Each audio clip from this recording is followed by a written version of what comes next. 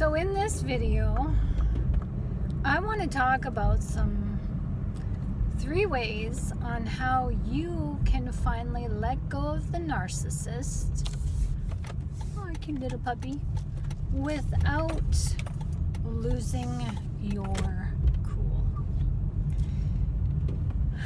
Okay, so many of you already know the deal with a narcissist. They're a piece of work. And they like to trigger us and push our buttons.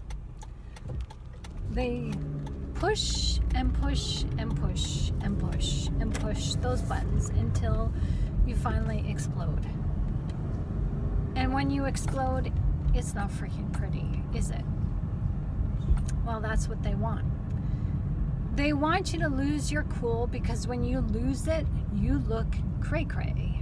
You look like you are just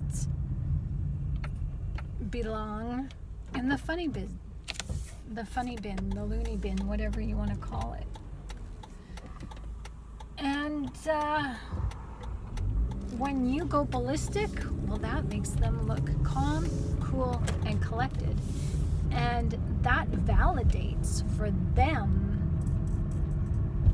a false perception of themselves that they're squirrel. Go squirrel, I'm stopping for you. There we go. Yes, I stopped for squirrels. Your losing your cool makes the narcissist feel validated that, oh, see, I'm cool, calm, collected, I'm well put together, I'm better than they are, I'm in control of myself. That other person who's losing their cool, not so much. So, first of all, you got to see when you're triggered, okay? Kids, this ain't class here, but life does teach us lessons, and when we can look at ourselves, we can better enjoy life, because life happens for you, not to you. And life brings to you what you are. I didn't write the rule book, God did. So, the first thing is to realize when you are about to be triggered and simply walk away. You don't owe the narcissist any explanation. You don't owe them any reason why you're walking away. You don't even have to tell them that you're walking away or say, please excuse me, I'm a little irate right now, so I need to leave the scene before I lose my shit. No, don't say that to them. Just walk away. Even if they are talking, while they're talking, turn your back and walk away. It's that simple. Retreat into another room, and if that room has a door on it, politely, calmly, quietly close the door. And go put in some earbuds, go listen to music, turn on the TV, do what it is that you do, read a book, whatever it is. Just leave the scene of the narcissist. Okay? So,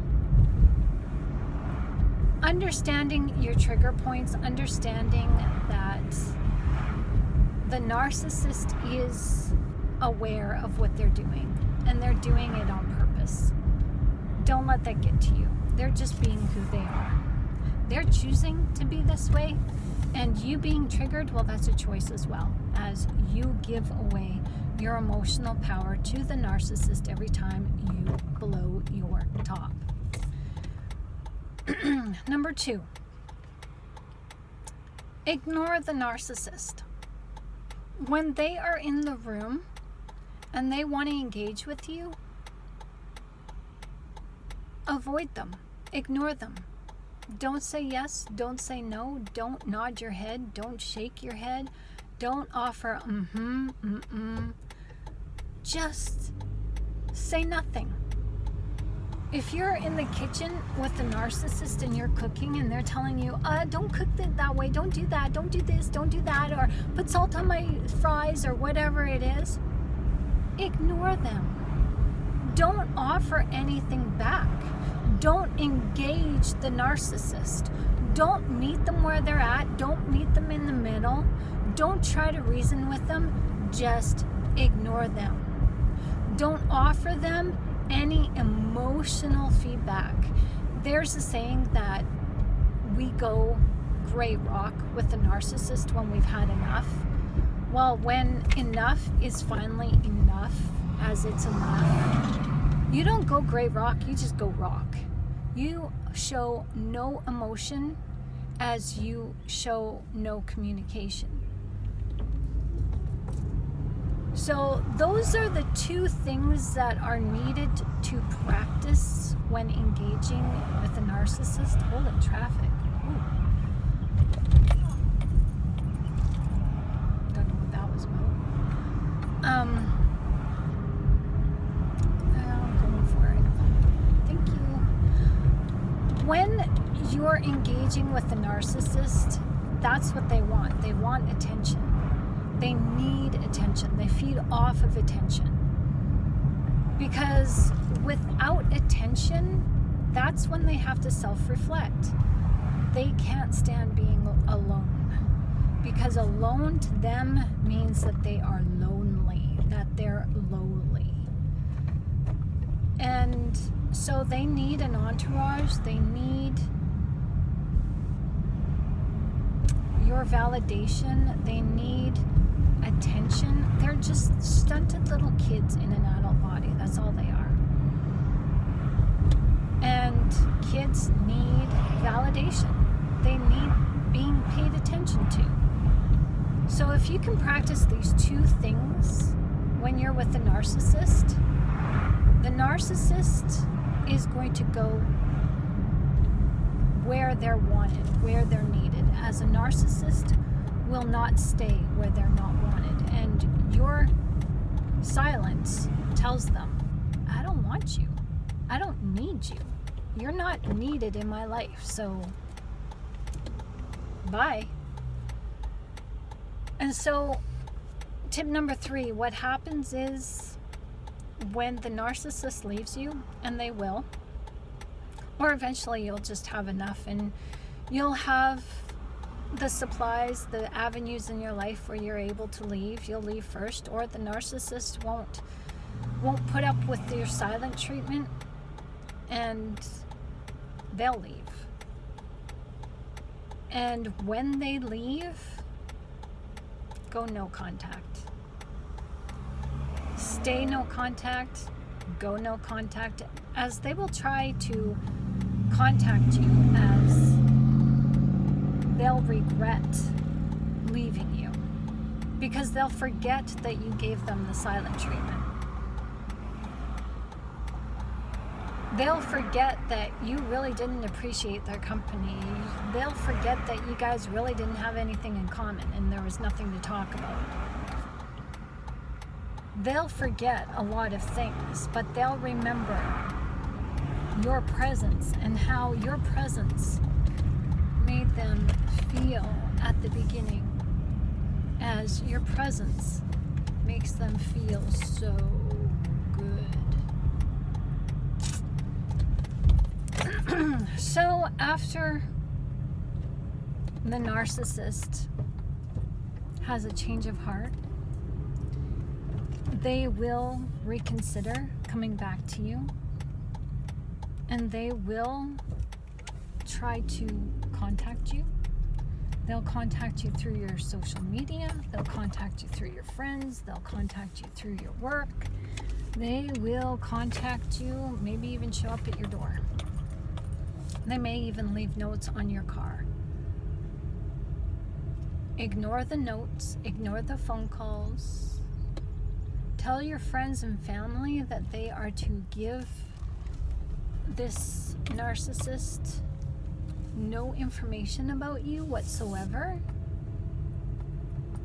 and that if they do, that you don't appreciate that. I'm trying to find a parking spot here. And we'll go way down over here at the end of the parking lot. You know, sometimes you might have to get the police involved, and even though, you know, yeah, the police won't do anything because a crime is not being committed when the narcissist contacts you. At least it's on record. At least it's on record that their contact of you is unwanted. You can also do a cease and desist letter. That usually works. That gets the narcissist's attention, because most narcissists, well, vulnerable ones anyways, they don't want to get the police involved. And so what you need to do is stay strong, stay vigilant for you, hold to your boundaries, and don't reconsider your no contact. There are going to be some days where you waffle and you think, oh my gosh, what did I do? I was so mean to that person. I shouldn't have ignored them. I was so cruel. No, you're not.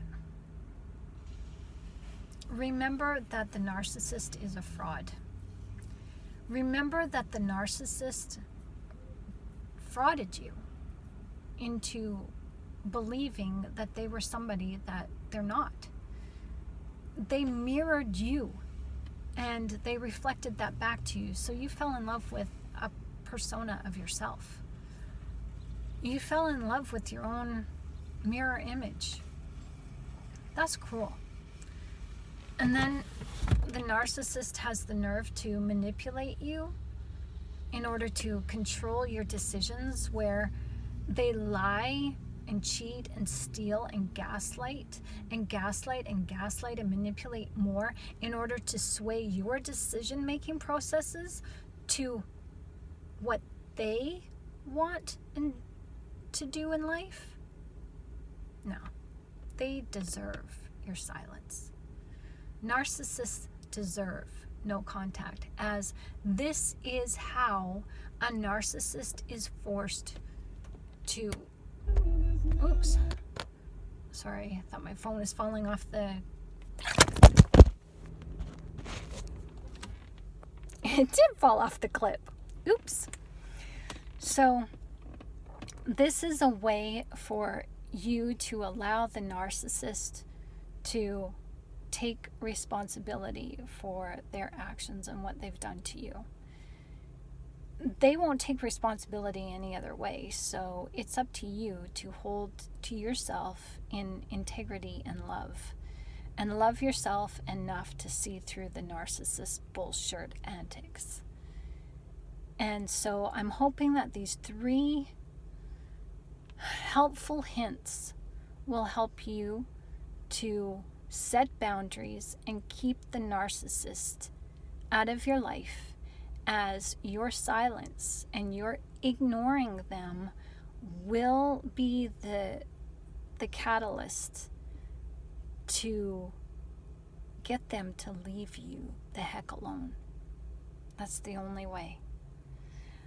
My name is Shannon Gilmore. Thanks for watching, and yeah, thanks for witnessing my dirty, crumbly mat full of rocks as my phone fell on the floor.